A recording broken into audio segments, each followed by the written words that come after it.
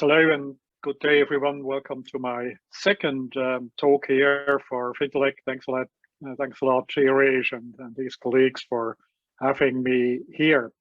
Today, I'll be speaking about the outcomes of the last FATF Plenary, which has concluded a few days ago.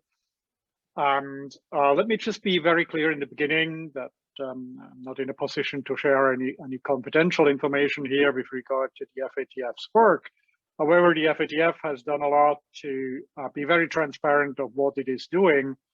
And I think there have been a couple of really important developments that should be promoted. So what I can do is explain, promote the good work the FATF is doing. As I said, I think some of these aspects are relevant both for the private as well as for the public sector.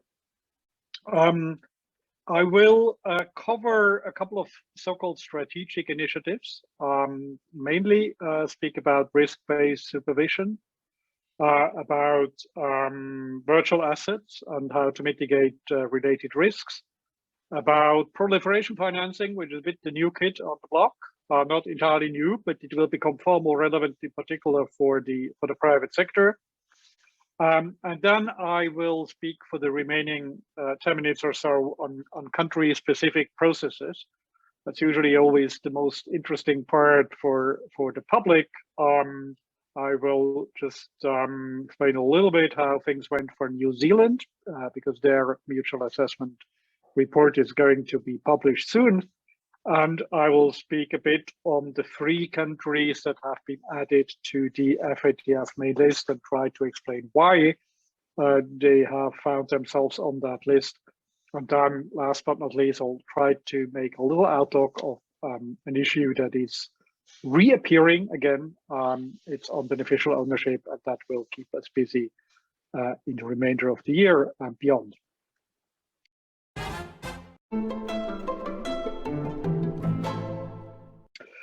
So first of all, when you look at the FATF's public website, you'll find really a lot of helpful information there.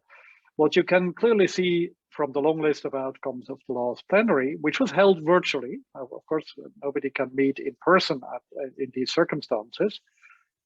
But when you look at this long list, you will easily see that the FATF is continuing to deliver results.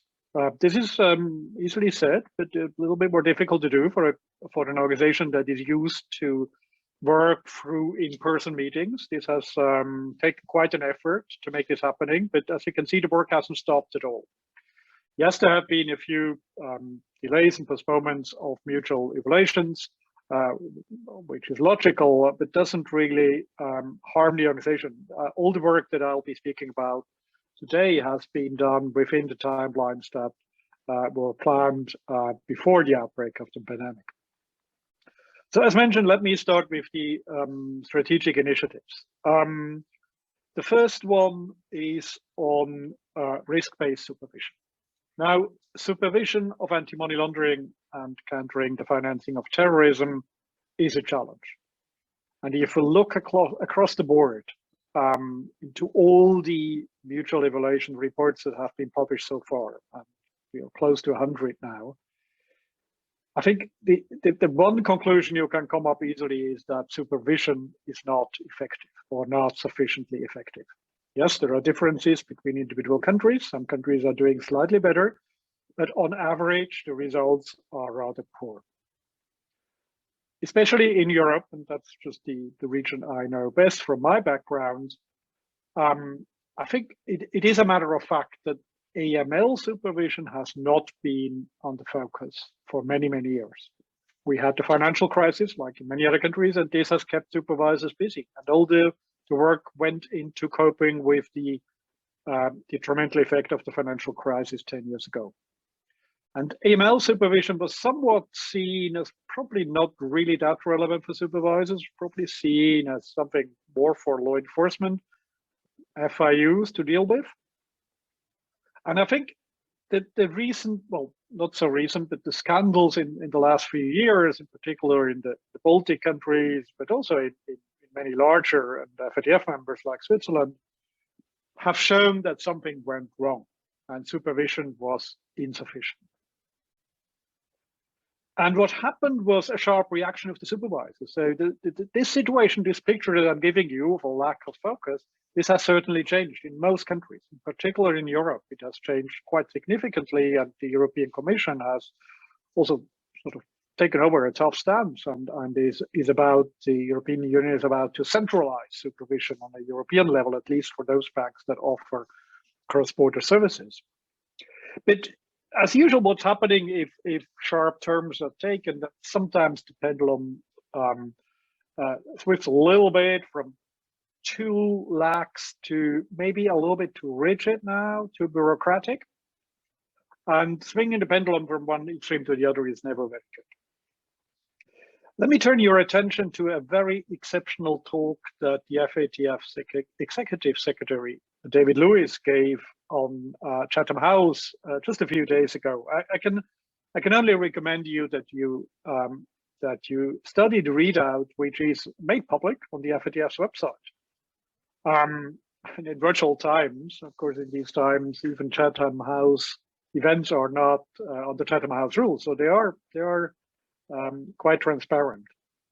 And basically, what he said was, look, banks are used to manage risk. This is their business, and they're actually pretty good in doing that. They make money by managing risk. This is nothing new. But then he also said, and I'm quoting him here, but all too often, the banks are prevented from doing so by supervisory authorities who don't know how to do it, or at least how to take a risk-based approach to supervision. This is a very true statement. This is already a very brave statement from the Executive Secretary of the FATF to make. But I think this is the starting point, and we have to be honest to ourselves. If we come to a situation where we have to believe that banks are prevented doing risk management by supervisors, then we have a problem. And this is why this very recent FATF paper on risk-based supervision comes at a very, very timely moment. It all starts that supervisors develop an in-depth understanding of the anti-money laundering and countering the financing of terrorism risks, with specific to all the businesses that they regulate and supervise. I'm not criticizing supervisors here just for the sake of criticizing them, because the flip side of the coin is that the supervisors also need appropriate powers, capacity, and resources to do so, and they need political and organizational support. That's not really given in every country, as you can see from a horizontal analysis of the FATF reports. So the guidance that was now published is really addressing a common challenge. It also provides case studies, good example of strategies for supervising financial, but also of non-financial businesses and professions, in particular also for virtual asset service providers. Of course, whether risk-based supervision is going to be effective or not depends very much on the baseline, which are, in most cases, the national risk assessments. So if rational risk assessments are not complete, or if they are not updated, if they're not really reflecting the current picture, then also the risk-based supervision approach will fail. And let me just take an example of human trafficking. Not only one of the most atrocious crime in the world, also one of the biggest businesses if you look at it from a criminal organization perspective. It generates $150 billion a year. But if you look across national risk assessments in most countries, that doesn't appear as a major threat. So, I mean, that's the starting point. We have to get the national risk assessments right before we can actually then turn that into a meaningful and effective risk-based supervision by the regulators. And of course, this all requires a change in supervisory culture. And this will take time. I think as I said before, for a long time, supervisors have sort of looked at law enforcement or FIUs to deal with anti-money laundering. This has to change. I think there are good examples in some countries where, for example, you would have seconded staff from law enforcement or from FIUs in the supervisory staff, or you actually do supervision by the FIU, which also makes them far more closer to the subject matter. So let's hope that the guidance will actually help, but I think more work needs to be done to implement this. But this is a very helpful paper, and I can not only recommend all supervisors to familiarize themselves with them, but also the private sector.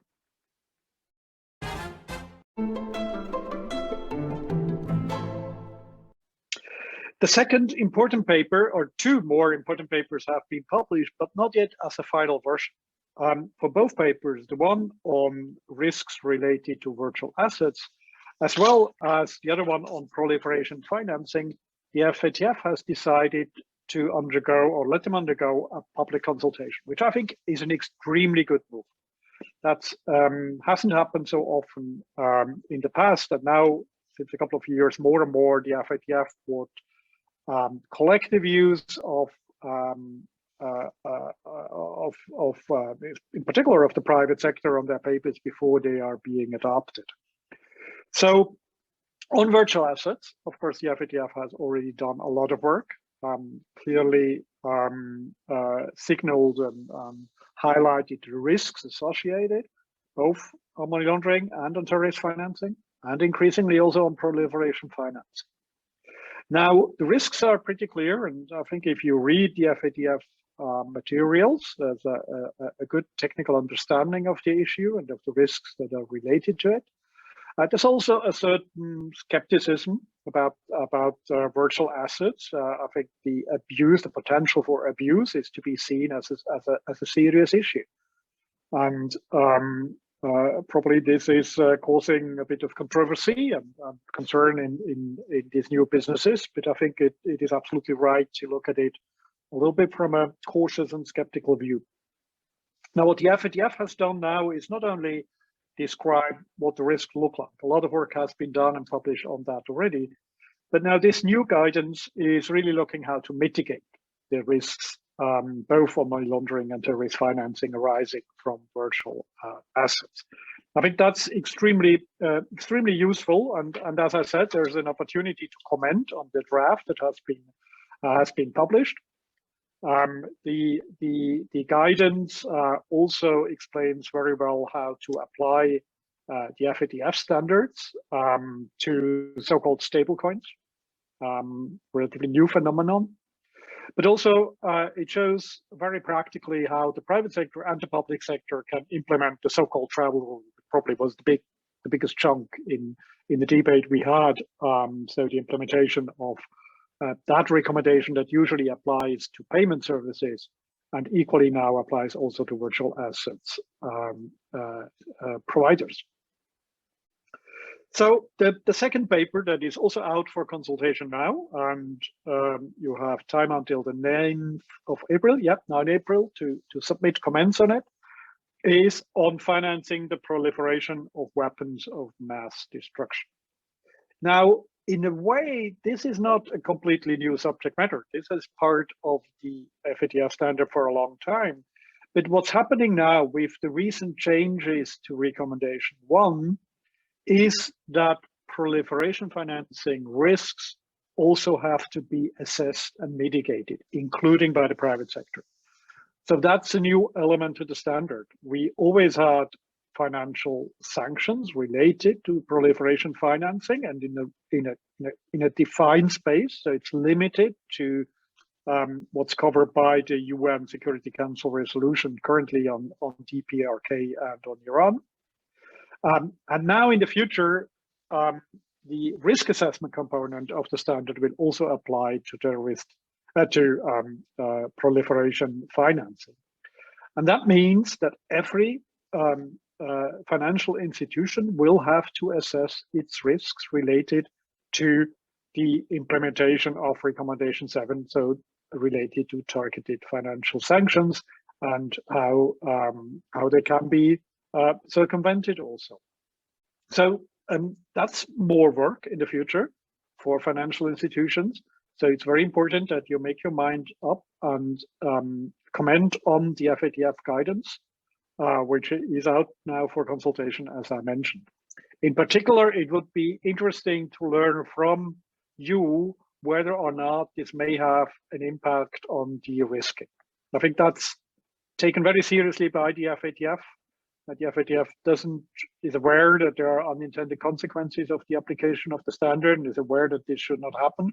So I think an important element of your feedback to the FATF should also be on potential impact on de-risking. Then the FATF has also adopted 2 additional reports, but those reports are not for public use. They are confidential. But for those of you who are working in public authorities, you can access these reports. You should contact your national FATF contact point. So these 2 reports cover improving terrorist financing investigation and prosecutions. As you can see from the fact that this report has been done, terrorist financing remains high, a priority of the FATF. And also the second report is related to terrorist financing and deals with tackling illicit arms trafficking for terrorist financing purposes.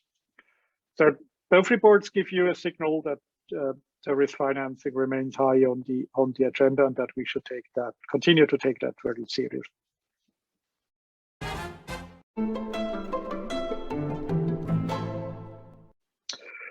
So let's move to the second part of my presentation here today and on the country-specific processes. And let me start with the mutual evaluation of New Zealand. As you know, every country has to undergo a mutual evaluation process. This is always an important moment in the life of people working on AML in a given country. Every 10 years, about 8 to 10 years, this is going to be a country is going to be reassessed. This is taken very seriously by the FATF and the regional organizations. This is also taken very seriously by the country and has to, because the consequences, as we will see later, of a failed assessment could be landing on a grey list and being identified as a country with strategic deficiencies. Now, the report on New Zealand is not yet published. It will take a few more weeks. That's a normal process, consistency and quality review. But I'm not hiding a secret that from the language that the FATF used on its public website, commenting on the New Zealand report, I'm not revealing a secret by saying that New Zealand will certainly not end up on any list, maybe on the list of actually countries that have shown good results. If there was such a list, it would end up on that list rather than on a grey or black list. The mutual evaluation report is showing good results. There's one area that has been particularly highlighted by the FATF as a positive result, that's on confiscation. And I think that's also showing that the follow the money and taking away money from criminals approach is something that the FATF is really looking at from a bright side and gives kudos and credit for countries that have successfully been able to successfully deprive criminals from proceeds of crime. Yes, the report has also identified weaknesses in the system. I'm sure that New Zealand will be working on these weaknesses and countering them. One in particular on the availability of beneficial ownership information. That's a common theme. Like supervision is not one of the strongest parts of countries' approaches. Most countries are struggling to provide meaningful, correct, accurate, and available information on beneficial ownership. And that's also something that the financial sector, especially the banks, are recalling the international community to do more. Another issue, not a surprise after what I've said before on supervision, is the supervision and the implementation of targeted financial sanctions. So yes, these deficiencies exist in the New Zealand context, but overall, this is a positive report for New Zealand. This is a positive report also for the FATF. New Zealand is one of the, I think it was one of the founding members even. We should not forget one contextual factor that is very important in the context of New Zealand. It's the fact that New Zealand is not a financial center. So the understanding of risk must be commensurate to the situation and also the results you're achieving. Yes, there are New Zealand trusts that have been used in money laundering circumstances, but if you look at the overall, let me say, materiality of the financial center, this is not considered an offshore financial center, and hence the requirements are not exactly, the expectations are not exactly the same.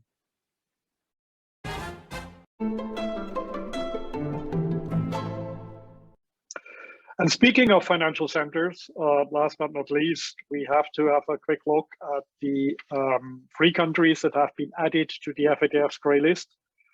And that includes the Cayman Islands. Now, speaking of a financial center, the Cayman Islands is, after Panama and the Bahamas, the 3rd financial center in that region that has been added to the FATF's grey list. Cayman is a very large financial center, and I guess this has also played a role in the question whether or not Cayman Islands should be placed on that list. Now, Cayman Islands has undergone its mutual evaluation by the Caribbean FATF in 2018, and the report has shown significant deficiencies. It's all public, so I'm not revealing a secret here. Since then, Cayman Islands has made significant progress in addressing these deficiencies. But there were 3 areas that have remained not fully addressed.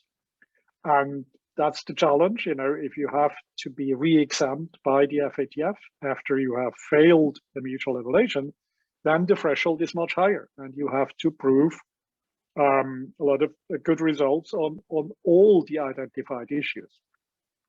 And in the case of Cayman Islands, there are 3 areas, and they're somewhat interrelated. They all deal with the question whether or not Cayman Islands have achieved a sufficient level of detrimental, of dissuasive sanctions. And in 3 areas, this has been sort of recurring issue. Firstly, on the supervision of regulated entities. There was the action plan that Cayman Islands have agreed with the FATF to work upon now during the next months and years to come, is on applying sanctions that are effective, proportionate, and dissuasive against supervised entities. The second issue, deficiencies that FATF and Cayman Islands have to work on now, is to impose adequate and effective sanctions in cases where relevant parties do not file accurate and up-to-date beneficial ownership information. So that's the second part. And the third part is on law enforcement. The call was made to investigate and prosecute more cases that are in line with the specific risk profile of the country. And that's here where the factor that Cayman Islands is an offshore financial center, an important one, becomes very important, hoping that these prosecutions will then also lead to dissuasive, effective, and proportionate sanctions. So there are only 3 issues. In comparison to other countries, that's less than others. So I would hope, and I'm sure the Cayman Islands would hope, that their life on the grey list would not be a too long one. We have seen countries that have managed to get off the grey list within a reasonable time, a year and a half or 2, and I think there's a likely outcome of the Cayman Islands that they will not remain on the list. The same goes for Morocco and Senegal. You'll find the information why these countries have ended up on the list on the FATF website. The action plan is longer, but on a positive note, all 3 countries have agreed with the FATF to work on this action plan. There was a high-level political commitment. So these countries are not on the blacklist. That's important to know. The grey list identifies countries, yes, that have deficiencies, but also that have committed to work with the FATF to address them. And very often at the end of this process, those countries have much better AML CFT system than those countries that have never entered into that process. Good news for Ghana, on the other hand. Ghana has completed its action plan. The next step is then an on-site visit, which is, under the current circumstances, not easy to make. But once this is possible, and once the on-site visit would confirm the positive result of the desktop review, then Ghana can be optimistic that later this year it will leave the FATF list. And as I said, will have a much stronger AML CFT system.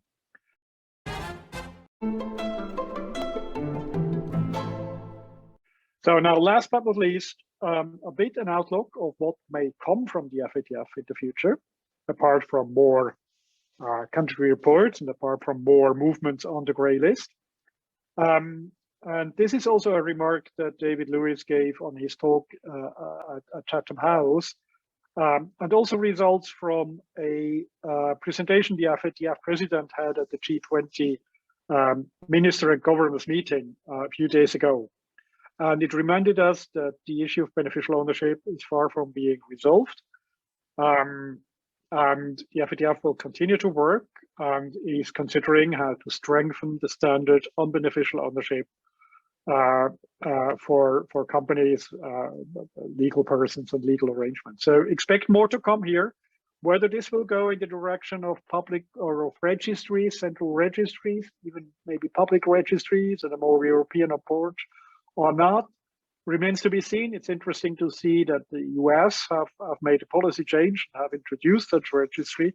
So we will see what will come later this year in the FATF on how they want to strengthen the standard on beneficial ownership. But probably if you are working in a private institution, that's probably good news to hear. So with that, again, thanks to Fintelekt for having me here in. Next time, I will propose to speak about human trafficking and what financial institutions can do to tackle this atrocious crime. Thank you very much indeed, and have a good day.